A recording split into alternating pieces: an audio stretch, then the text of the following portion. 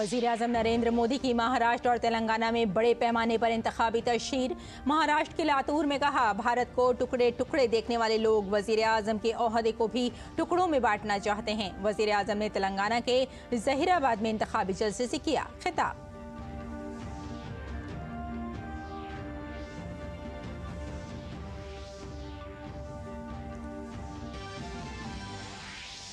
सभी जमातों ने तशहीरी मुहिम में लगाई अपनी ताकत। अमित शाह ने मगरबी बंगाल में निकाले इंतखाबी रैली। राजनाथ सिंह ने मध्य प्रदेश के खंडवा में की रैली। मल्लिकार्जुन खड़गे ने छत्तीसगढ़ में निकाले इंतखाबी रैली। ममता बनर्जी ने मालदा में किया इंतखाबी जलसा। असदुद्दीन ओवैसी ने घर घर जाकर की इंतखाबी तशहीर।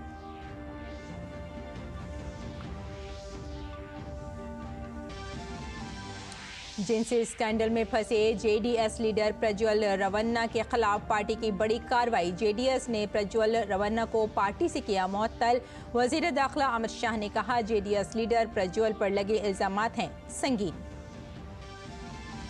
इंतखाबात के लिए उम्मीदवारों की कागजाती नामजदगी दाखिल करने का सिलसिला जारी। पहली बार लोकसभा इलेक्शन लड़ने वाले पीयूष गोयल और बांसुरी स्वराज ने नामजदगी से कबल किया रोड शो। ओडिशा के वजीर आला नवीन पटनायक भी असेंबली के लिए कागजाती नामजदगी की दाखिल।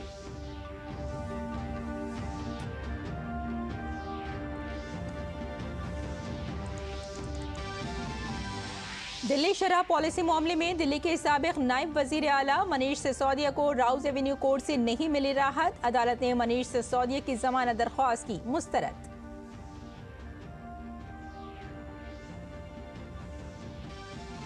और बीसीसीआई ने T20 वर्ल्ड कप टीम का किया ऐलान। रोहित शर्मा होंगे कप्तान, हार्दिक पांड्या बने नायब कप्तान। ऋषभ पंत की टीम इंडिया में वापसी।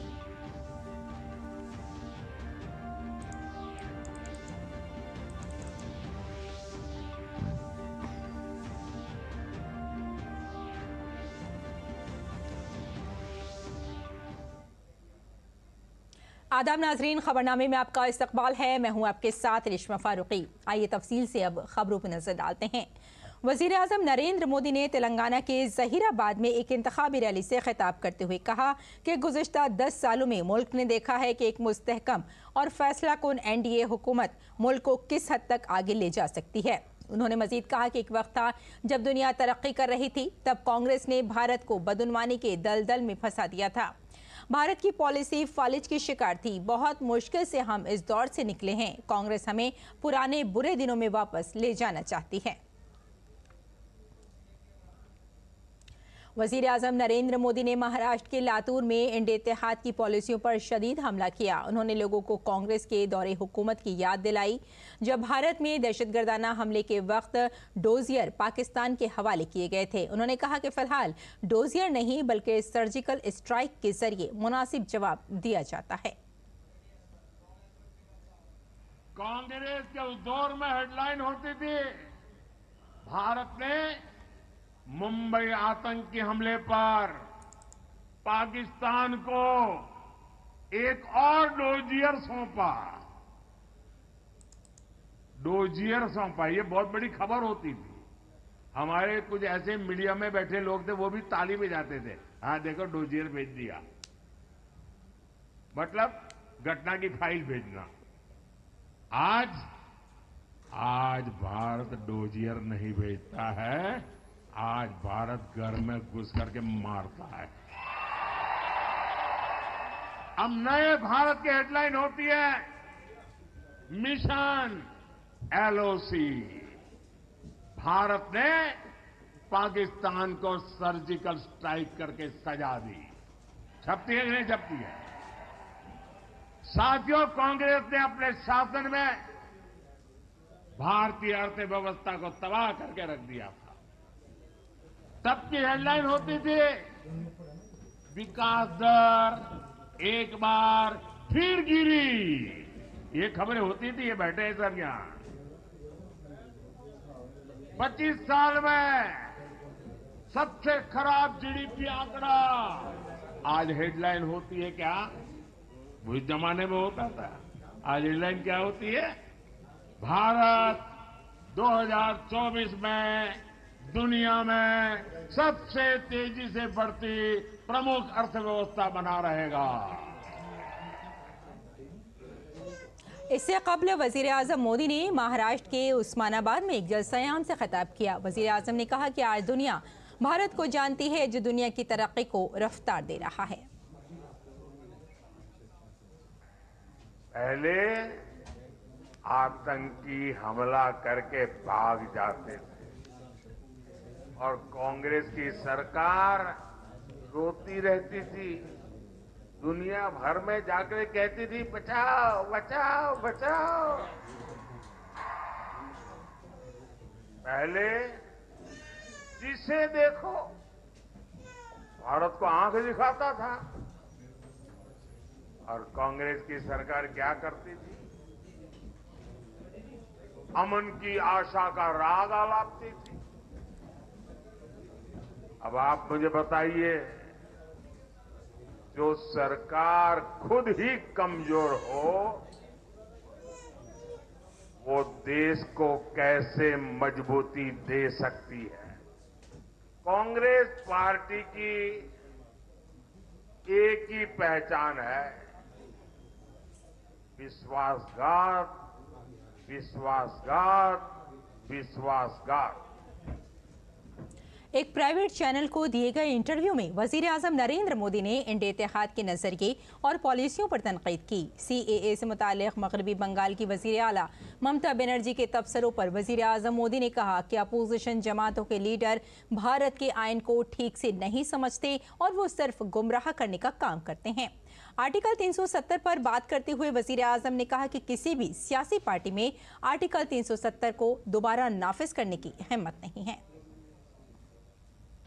पहली बात है कि जिसको भारत का संविधान समझ है, जिसको भारत के फेडरल स्ट्रक्चर का पता है, किसके पास कौन काम है वो सब पता है, वो कभी ऐसी बात बोलेंगे नहीं, क्योंकि ये उनके अधिकार क्षेत्र का विषय ही नहीं है। अगर मोदी भी राज्य का मुख्यमंत्री होता है तो नहीं कर सकता है इसे। जो भारत सरकार के विषय है वो भारत सरकार करेगी, जो राज्य सरकार के विषय होते हैं वो राज्य सरकार करेगी। मैं चैलेंज करता हूं, कांग्रेस पार्टी कल प्रेस कॉन्फ्रेंस करके बता दे कि हम 370 वापस लाएंगे। हिंदुस्तान में बाबा साहब आम्बेडकर का संविधान पूरे देश में लागू नहीं हुआ था। जम्मू कश्मीर में 70 साल तक भारत का संविधान नहीं लगा है। ये हमने आकर के भारत के संविधान, और वहां दलितों को पहली बार आरक्षण मिल रहा है। वो प्रेस कॉन्फ्रेंस करके बोले कि हम 370 फिर से वापस लाएंगे। हिम्मत है तो कोई भी दल हिम्मत है तो आ जाए मैदान में। बीजेपी लीडर और मरकजी वजीर दाखिला अमित शाह ने आज बंगाल के वर्धमान में एक जलसयाम से खिताब करते हुए ममता हुकूमत को आड़े हाथों लिया। उन्होंने कहा कि बंगाल के लोग ममता और उनके भतीजे की बदउनवानी से दो चार हैं, इसलिए इस बार उनकी रुखसत यकीनी है। ये दीदी और उनका भतीजा अभिषेक दोनों भाजपा से डरे हुए। मैं बताने वाला हूं आपको कि भारतीय जनता पार्टी का कार्यकर्ता डरने वालों में से नहीं है। ममता दीदी, जितना संतरास करना हो वो कर लो, आपका और भतीजे का विदाई अब सुनिश्चित ही है। आपको जाना है, तय कर दिया है। अमित शाह ने संदेश खाली वाकये पर ममता पर हमला करते हुए कहा कि मोदी हुकूमत तमाम जालिमों को जेल में डालने का काम करेगी। संदेश खाली जैसी घटना दुनिया में कहीं देखने को नहीं मिली। अपनी वोट बैंक की राजनीति के लिए एक घुसपैठिए को संभालने के लिए एक महिला मुख्यमंत्री के नाक के तले सैकड़ों हजारों माताओं बहनों का शोषण करने का काम ये तृणमूल कांग्रेस के नेताओं ने। ममता दीदी, जिन्होंने संदेश खाली में ये अत्याचार किया है वो सबको जेल में डालने का काम भारतीय जनता पार्टी करने वाली है। और जिनसी हरासानी के इल्जामात में बुरी तरह फंसे JDS के रुकन पार्लियामेंट प्रज्वल रेवन्ना को आज पार्टी ने मुअत्तल कर दिया है। पार्टी ने प्रज्वल रेवन्ना के हवाले से बड़ा फैसला लिया है, जिन पर कई खवातीन को जिनसी तौर पर हरासा किए जाने का इल्जाम है। पार्टी की कोर कमेटी के इजलास में रेवन्ना को इल्जामात की तहकीकात मुकम्मल होने तक मुअत्तल करने का फैसला किया गया है।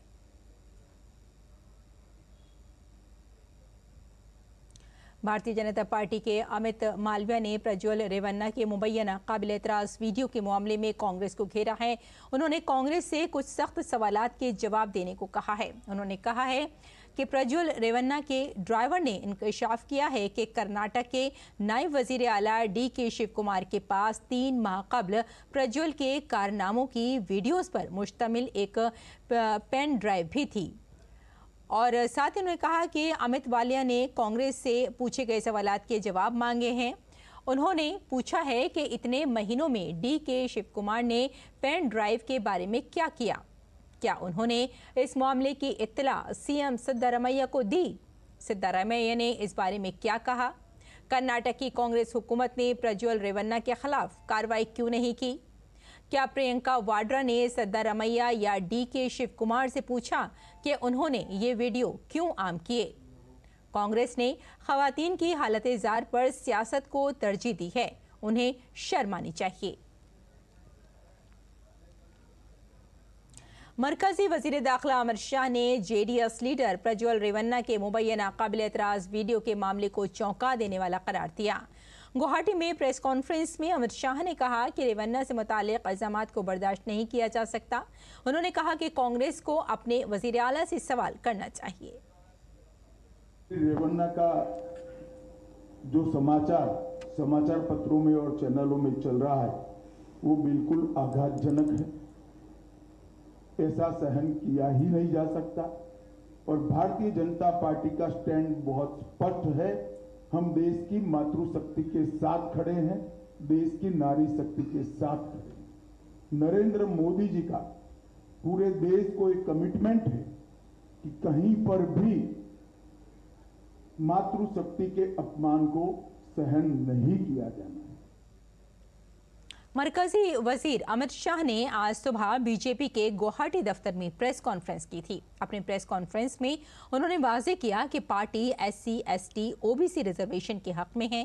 अमित शाह ने कांग्रेस पर इस मामले में झूठ और गुमराही फैलाने का इल्जाम लगाया। मैं ये बात स्पष्ट कर देना चाहता हूं कि Bharatiya Janata party ST, SC, OBC के आरक्षण की समर्थक है और हमेशा इसके संरक्षक के रूप में अपनी भूमिका निभाएगी। ST, SC, OBC के आरक्षण में किसी एक राजनीतिक दल ने अगर डाका डाला है तो वो कांग्रेस पार्टी ने डाला है। सबसे पहले उन्होंने संयुक्त आंध्र प्रदेश में मुसलमानों को रिजर्वेशन दिया। वो रिजर्वेशन के कारण OBC का रिजर्वेशन कटा। उसके बाद में कर्नाटक में रातों रात कोई सर्वे के करे बगैर, पिछड़ापन तय करे बगैर सारे मुसलमानों को OBC कैटेगरी में डालकर उनके लिए 4% का कोटा रिजर्व कर दिया। इससे भी पिछड़ा वर्ग का रिजर्वेशन कटा है। भारतीय जनता पार्टी स्पष्ट रूप से मानती है कि धर्म के आधार पर आरक्षण गैर संवैधानिक है और जब भी इन राज्यों में हमारे पास अधिकार आएगा हम ये धर्म के आधार पर लादे गए आरक्षण को समाप्त कर कर ST, SC और OBC को हम न्याय दिलाने का काम करेंगे। मरकजी वजीर ने जाली वीडियो मामले पर कहा कि ये कांग्रेस की मायूसी को जाहिर करता है। उन्होंने ये भी कहा कि बीजेपी मुल्क की खवातीन की ताकत के साथ है। उनकी हताशा, निराशा इस स्तर पर पहुंच गई कि उन्होंने मेरा और कुछ भाजपा नेताओं का फेक वीडियो बनाकर सबके बीच में सार्वजनिक की। अब स्पष्ट हो चुका है। सौभाग्य से मैं जो बोला था उसका भी रिकॉर्डिंग हुआ था, तो वो रिकॉर्ड हमने सबके सामने रखा। दूध का दूध, पानी का पानी हो गया और आज कांग्रेस पार्टी के प्रमुख नेता क्रिमिनल ऑफेंस को फेस कर रहे हैं। जब से राहुल गांधी कांग्रेस की कमान संभाले हैं, निराधार झूठ बोलकर प्रजा में भ्रांति फैलाने का काम लगातार उनके नेतृत्व में कांग्रेस पार्टी कर रही है। और मैं मानता हूं कि अब फेक वीडियो सर्कुलरेट कर फर्जी टाइप का जन समर्थन प्राप्त करने का एक प्रयास ये बहुत निंदनीय है और भारतीय राजनीति में किसी प्रमुख दल के द्वारा कभी ऐसा नहीं किया गया। मरकजी वजीर अनुराग सिंह ठाकुर ने प्रज्वल रेवन्ना के मुबैना काबिल एतराज वीडियो के मामले में कर्नाटक की कांग्रेस हुकूमत को निशाना बनाया है। उन्होंने कांग्रेस हुकूमत से सवाल किया कि वो खामोश क्यों है। उत्तर कांग्रेस को देना है कि आखिरकार कांग्रेस की सरकार मूकदर्शक बनकर क्यों बैठी रही जब एक गंभीर आरोप एक राजनीतिक व्यक्ति पर वहां पर लगा तो उन्होंने क्यों कार्रवाई नहीं की। आरोपी के खिलाफ कड़ी से कड़ी कार्रवाई हो, कानून उसके ऊपर अपना काम करे, लेकिन कांग्रेस उससे दूर भागती नजर ना आए। प्रोपेगेंडा केवल काम से नहीं चलेगा, कार्रवाई करे कांग्रेस की सरकार। मरकजी वजीर अनुराग सिंह ठाकुर ने अपोजिशन को निशाना बनाते हुए कहा कि अपोजिशन अपनी शिकस्त को देखकर खौफ और इंतशार फैलाने के लिए डीप फेक का सहारा ले रही है। मरकजी वजीर ने सवाल पूछा है कि कौन लोग हैं और किन सियासी पार्टियों से ताल्लुक रखते हैं। चुनाव से पहले से आशंकाएं लगाई जा रही थी कि जब विपक्ष इस चुनाव में अपनी हार देखेगा तो कभी झूठ तो कभी टेक्नोलॉजी के माध्यम से भय और भ्रम फैलाने का काम किया जाएगा। जब विपक्ष के बड़े नेताओं ने झूठ बोलकर प्रचार किया, भय और भ्रम फैलाने का प्रयास किया, उसके बावजूद भी उनको अपनी हार दिखती नजर आई, तो अब डीप फेक के प्रयोग पर उतर आए। आखिर कौन है ये लोग, कितने बड़े नेता हैं, किन किन राजनीतिक दलों से हैं, ये बड़ा प्रश्न खड़ा हो रहा है कि आखिरकार टेक्नोलॉजी का दुरुपयोग करके जनता को क्यों गुमराह कर रहे, क्यों भ्रम फैला रहे और वोट के लिए कितना नीचे और गिरेंगे। बीजेपी सदर जेपी नड्डा ने जाली वीडियो के ताल्लुक से अपोजिशन पर ज़बानी हमला किया है। उन्होंने कहा कि अपोजिशन के पास कोई वाज़ेह हिकमत अमली नहीं है, इसके बजाय वो अपने बेईमान लीडरों का दिफा करने में ज़्यादा दिलचस्पी रखते हैं। वो डीप फेक वीडियोज़ अपलोड करके लोगों को डराने की कोशिश करते हैं। इन जैसे सियासतदानों पर एतमाद करना मुश्किल है। What opposition has got to say? What is their agenda? What is their agenda and what is their hidden agenda? It becomes my responsibility, sir, to make you aware what is their agenda. Their agenda is only one. Prime Minister Modi says that we will remove corruption, and they say that we will try to save the corrupt people. They came out with the fake news, deep fake video. And what is most astonishing and what is the most sad part of it and what is very, very alarming is that this fake video was uploaded in the social media from Telangana's Chief Minister Revanth Reddy's phone. Odisha के वजीर आला और BJD के सरबराह नवीन पटनायक ने आज अपना पर्चा नामजदगी दाखिल किया। उन्होंने बैंजली सीट से अपना पर्चा नामजदगी दाखिल किया। नवीन पटनायक फिलहाल इसी असेंबली सीट से एमएलए हैं। पर्चा नामजदगी दाखिल करने से पहले वो ओडिशा के गंजाम जिले में मां तारा तारिणी पीठ में दर्शन करने पहुंचे थे। आपको बता दें कि ओडिशा में 4 मराहिल में असेंबली इंतखाबात होने हैं। रियासत में असेंबली इंतखाबात के लिए वोटिंग 13 मई, 20 मई, 25 मई और 1 जून को होगी। मरकजी वजीर मुमलिकत राजीव चंद्रशेखर ने डीप फेक के सिलसिले में कांग्रेस को निशाना बनाया। उन्होंने कहा कि कांग्रेस वजीर दाखिला अमित शाह के वीडियो के साथ छेड़छाड़ करके रिजर्वेशन से मुताल्लिक झूठ फैला रही है। कांग्रेस के इस इक़दाम ने जाहिर कर दिया कि यही उनकी सियासत है। And as you have seen in the recent video, goes to the extent of even manipulating a video and creating a deep fake. And I draw your attention to our Honorable Prime Minister cautioning everybody way back in January कि deep fakes are going to be misused by desperate political parties. और जो उन्होंने तब कहा, आज वो Congress prove कर रहा है कि वो वही कर रहे हैं।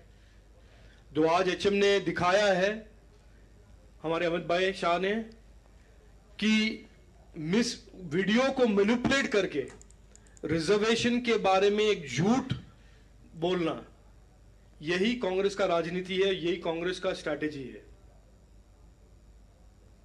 और उत्तर प्रदेश के वजीर आला योगी आदित्यनाथ ने मगरबी बंगाल के बेरहामपुर में एक इंतखाबी रैली के दौरान तृणमूल कांग्रेस को शदीद तनकीद का निशाना बनाया है। उन्होंने कहा कि जिस बंगाल ने वंदे मातरम का कौमी गीत दिया उसे दंगे की आग में झोंकने की कोशिश की जा रही है। योगी आदित्यनाथ ने टीएमसी और कांग्रेस को भी निशाना बनाया। सस्य श्यामला मातरम वंदे मातरम का जो गीत जिस बंगाल ने दिया था, इस बंगाल को दंगों की आग में कुत्सित झोंकने का कुत्सित जो प्रयास हो रहा है ना बहनों और भाइयों, मैं उसी खतरनाक इशारे की ओर आपका ध्यान आकर्षित करने के लिए आया हूं।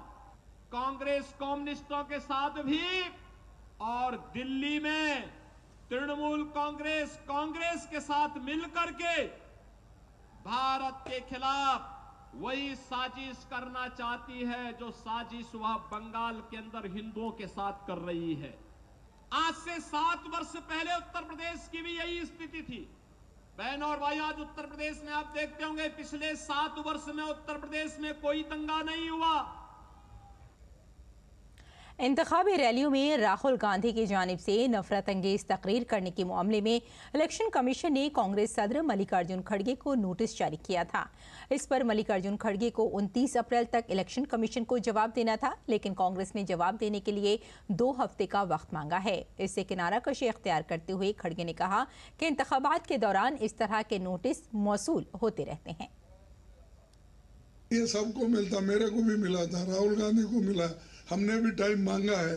मैं तो 15 दिन का टाइम मांगा हूँ, राहुल गांधी को भी 15 दिन का टाइम मांगा हूँ, मैंने लिख के भेजा है।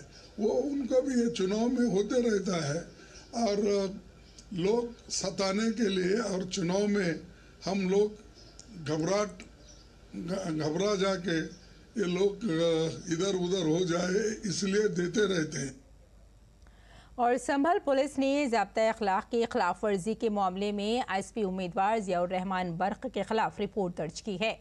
एक इंतखाबी प्रोग्राम के दौरान एसपी उम्मीदवार ने अतीक, मुख्तार और शहाबुद्दीन के नाम पर वोट देने का हलफ दिलाते हुए कहा था कि कुर्बानी को ज़ाय नहीं होने देना चाहिए। इस बयान का वीडियो वायरल होते ही इंतजामिया मोहतात हो गई, जिसके बाद FST इंचार्ज ने थाने में ज़ाब्ता अखलाक की खिलाफ वर्जी और नफरत फैलाने की रिपोर्ट दर्ज कराई है।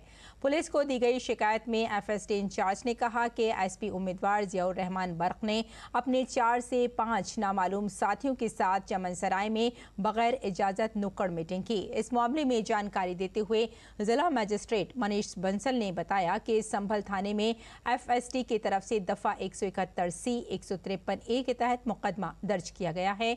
पुलिस की जानिब से पेश की कार्रवाई की जा रही है। सोशल मीडिया पर एक वीडियो वायरल हो रही थी जिसमें संभल लोकसभा में एक राजनीतिक पार्टी के प्रत्याशी द्वारा एक भाषण उसमें सुनाई दे रहा था, जिसके अंतर्गत उनके द्वारा कुछ अपराधियों के संबंध में बात की गई और उनको एक इम्पोर्टेंट फिगर बताते हुए लोगों को उकसाने और भड़काने की कोशिश की जानी उसमें परिलक्षित हुई, जिसके आधार पर FST द्वारा धारा 171C और धारा 153A 188 IPC में मुकदमा पंजीकृत करवाया गया है थाना संभल में। और दिल्ली के साबिक नायब वजीर आला मनीष सिसोदिया को एक्साइज पॉलिसी मामले में राहत नहीं मिली है। राउज एवेन्यू कोर्ट ने CBI और ED दोनों की तरफ से दर्ज मुकदमे में सिसोदिया की जमानत की दरख्वास्त मुस्तरद कर दी है। वो गुज़श्ता साल फरवरी से जेल में बंद हैं।